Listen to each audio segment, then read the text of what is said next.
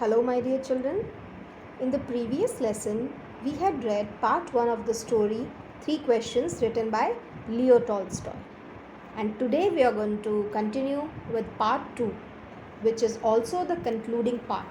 इसी के साथ हमारा लेसन जो है वो एंड हो जाएगा. तो चलिए सेकेंड पार्ट स्टार्ट करते हैं. सो बच्चों, लास्ट पार्ट में आपने देखा था कि किंग अपने सवाल वापस पूछता है हर्मिट से, but the hermit doesn't give any answers. और पार्ट 1 के एंड में हर्मिट बोलता है कि देखिए कोई आ रहा है, दौड़ा दौड़ा आ रहा है कोई. So the king turn round and saw a bearded man running towards them. Beard आपने सुना होगा, दाढ़ी जिसकी होती है. तो राजा ने जब टर्न करके देखा तो उसने देखा एक दाढ़ी वाला आदमी भागता भागता उन्हीं की तरफ आ रहा है. His hands were pressed against his stomach. और उसने अपने हाथों से अपने पेट को पकड़ा हुआ था. From which blood was flowing. और क्यों पकड़ा हुआ था पेट को? क्योंकि उसके पेट से खून निकल रहा था. When he reached the king, he fainted and fell to the ground. Fainted is बेहोश हो जाना. जैसे ही वो राजा के पास पहुंचा, जो इंसान आ रहा था भागता हुआ, he came to the king and then he fainted. वो बेहोश हो गया. The king and the hermit removed the man's clothing and found a large wound in his stomach. तो राजा ने और सन्यासी ने दोनों ने मिलके वो जो आदमी भागा हुआ आया था उसके कपड़े उतारे, और कपड़े उतारने के बाद उन्होंने देखा कि उसके स्टमक में तो बहुत ही बड़ा सा, there's a large wound on his stomach. The king washed and covered it with his handkerchief, but the blood would not stop flowing. राजा ने उस घाव को धोया, अपनी रुमाल से उसको साफ भी किया, लेकिन the blood was still coming. वो रुका नहीं था, खून अभी भी निकल रहा था. The king redressed the wound until at last the bleeding stop. तो राजा ने फिर से एक बार ड्रेसिंग की, फिर से एक बार उस घाव को धोया और तब तक साफ किया जब तक कि ब्लीडिंग रुक नहीं गई. The man felt better and asked for something to drink. The king bought fresh water and gave it to him. जो इंसान ना जिसके घाव लगा था उसने पानी मांगा. Then the king went and got fresh water and give it to him. By this time the sun had set. Sun had set का मतलब शाम हो चुकी थी, यानी रात होने वाली थी. And the air was cool. The king with the hermit's help carried the wounded man into the hut and laid him on the bed. दोनों ने मिलके, राजा ने और हर्मिट ने दोनों ने मिलके उस आदमी को उठाया और अपनी झोपड़ी के अंदर ले गया और उसे बेड पे सुला दिया. The man closed his eyes and lay quiet. The king, tired by his walk and the work he had done, lay down on the floor and slept through the night.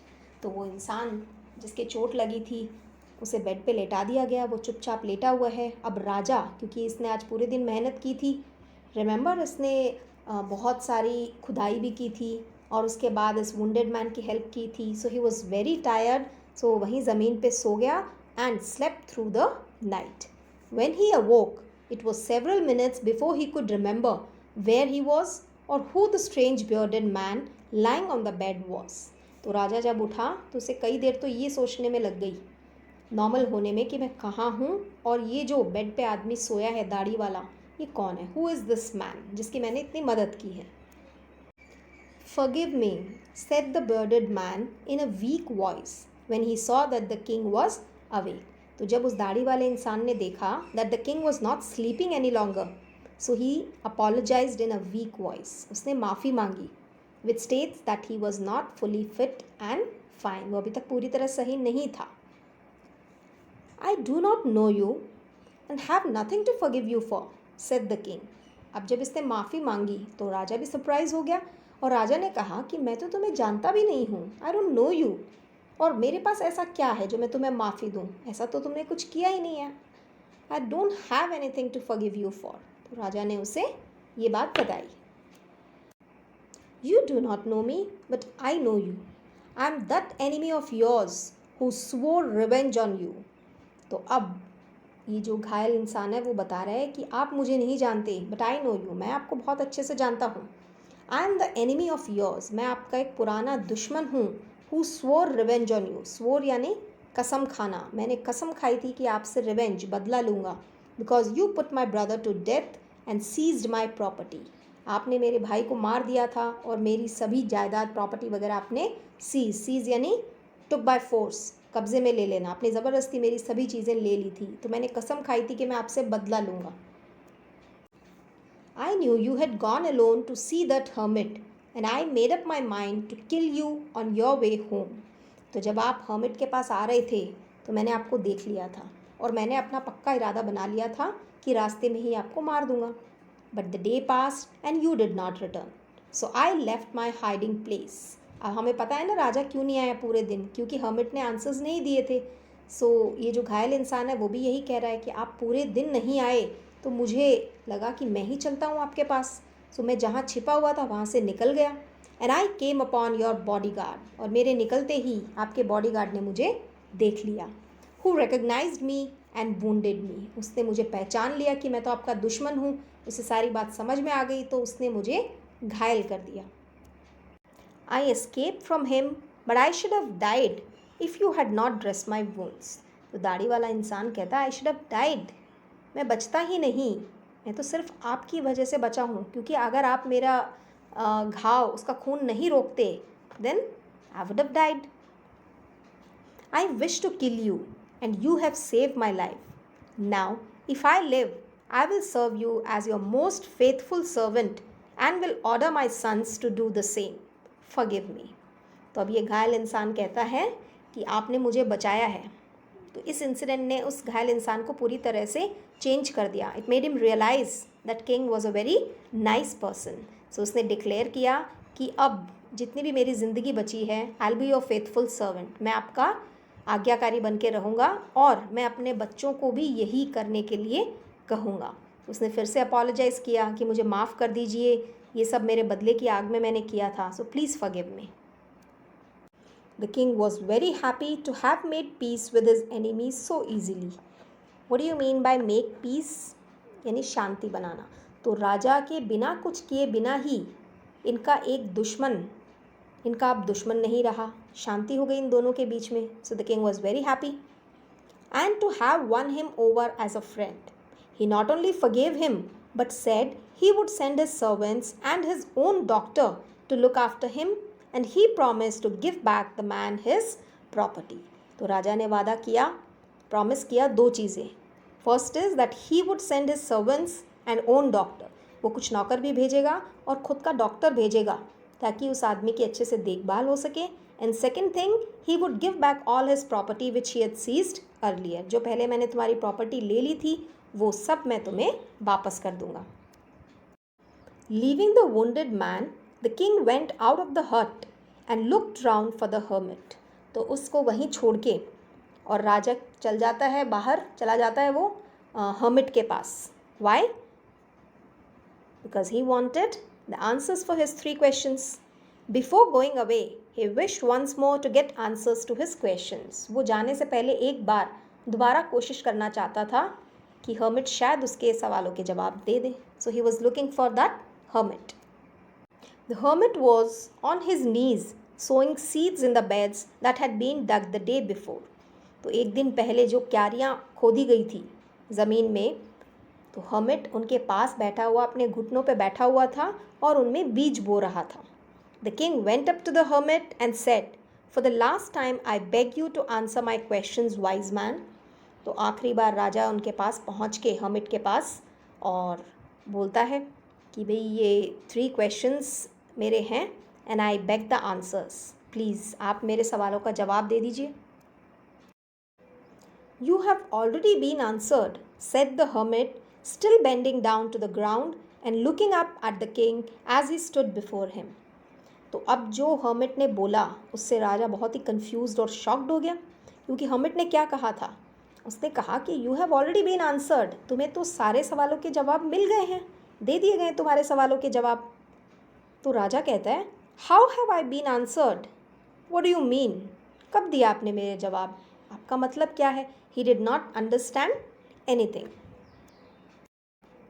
Do you not see, replied the hermit, if you had not pitied my weakness yesterday and had not dug those beds for me, you would have gone away, then that man would have attacked you and you would have wished you had stayed with me. तो अब hermit उसे explain करता है कि उसका मतलब क्या है.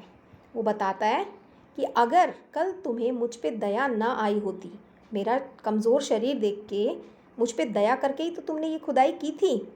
अगर ये तुमने ना किया होता then you would have gone away, मेरे जवाब ना देने पे तुम वापस चले जाते, and this would have resulted in the king getting wounded by the bearded man. अगर तुम चले जाते तो वो दाढ़ी वाला आदमी तुम पे अटैक कर देता, जो कि उस वक्त तुम्हारा एनिमी था।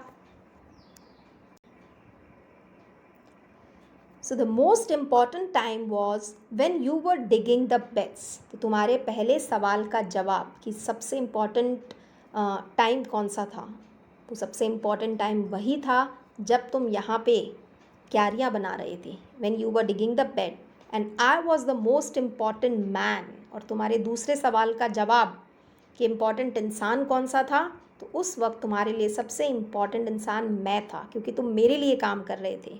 और तीसरा सवाल, मोस्ट इम्पॉर्टेंट बिजनेस, क्या काम है जो करना चाहिए, and to do me good was your most important business. मेरी मदद करना, to be helpful and nice towards me, that was your most important business. Afterwards, when the man ran to us, the most important time was when you were caring for him. दूसरा example ले लो, जब वो दाढ़ी वाला इंसान हमारी तरफ भाग के आ रहा था, उस वक्त सबसे इम्पॉर्टेंट टाइम था तुम उसकी केयर कर रहे थे। Because if you had not dressed his wounds he would have died without having made peace with you. अगर तुम उसके घावों पे मरहम नहीं लगाते, उसे ट्रीट नहीं करते, तो वो बिना तुमसे सुलह शांति किए बिना ही मर जाता, फ्रेंडशिप नहीं हो पाती तुम दोनों की।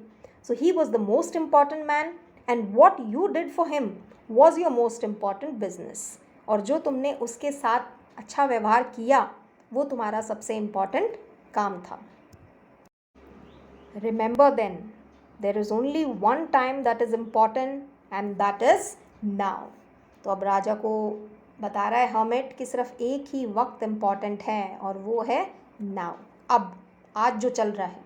It is the most important time because it is the only time we have any power to act. सिर्फ अब का वक्त ऐसा है जब हमारे पास पावर होती, जो बीत गया उस पर हमारा कोई जोर नहीं है, जो आने वाला है that is hidden, वो भी हमें नहीं पता है। So now is the time which is very very important. The most necessary person is the person you are with at a particular moment. तो आप जिसके साथ हो, आपके सेकंड सवाल का जवाब है ये, उस वक्त आप जिसके भी साथ हो वही आपके लिए इम्पॉर्टेंट पर्सन बन जाता है। For no one knows what will happen in the future and whether we will meet anyone else. The most important business is to do that person good. और तीसरा इम्पॉर्टेंट काम कौन सा है, यही पूछा था। तो जो हमारे साथ है अभी उसके लिए कुछ भला करना, उसका कुछ अच्छा करना, do him something good, that is the most important business of that time. The most important business is to do that person good because we were sent into this world for that purpose alone. So according to Hermit, the most important thing to do is to help the person we are with. So our aim should be to make people happy, as that is the reason why we were born and sent into this world. दुनिया में भगवान ने हमें इसीलिए भेजा है, हमारा यहाँ रहने का मतलब यही है कि हम दूसरों में भी खुशियाँ बांटें। So children, this was the end of our lesson. I hope you all have understood this chapter very well. हमने इसको 2 पार्ट में पढ़ा है, आप दोनों पार्ट को एक बार दोबारा देख के and you are gonna understand this. Still if you are stuck somewhere, if you have any doubt, you can ask me any time. Have a good day.